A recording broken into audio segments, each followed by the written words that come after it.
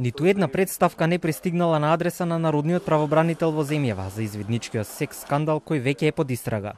Сепак, омбудсманот, земајќи ја предвид сензитивноста на целиот случај, на своја иницијатива веќе отворил предмет за настанот кој се случил минатиот викенд и на кој било барано од постари малолетници да глумат секс пози, да симулираат секс, да се соблекуваат. Факт е дека се работи за ученици, за деца кои што согласно и Конвенцијата за правата на детето, меѓутоа и согласно законската регулатива, треба да биде заштитена од било каква злоупотреба, особено кога се работи за деца на возраст кои што се чувствителни и на кои што им треба особено внимание, што сепак го отвара прашањето и за вклучување на други органи во конкретниот случај заради обезбедување на соодветна поддршка за надминување на евентуалните трауми.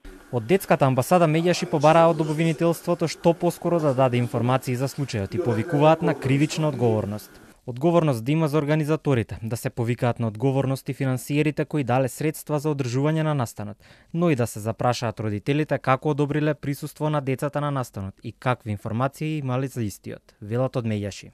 Бараме јавното обвинителство наитно и темелно да го расчисти случајот, бидејќи постојат сериозни индици дека станува збор за кривично дело во кое децата се жртви на манипулација и злоупотреба. Воедно ги охрабруваме дојавувачите да бидат во што поголем број и да се дознае вистината.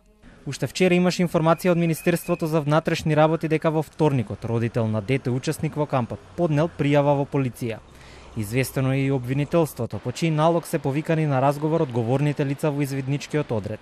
Град Скопје соопштија дека се оградуваат од активностите на кампот, како досегашни соработници со првиот скопски извиднички одред и веќе ја прекинаа соработката. Додека пак организаторите соопштија дека погрешно биле протолкувани активностите кои се одвивале на 50 на километри од центарот на Скопје.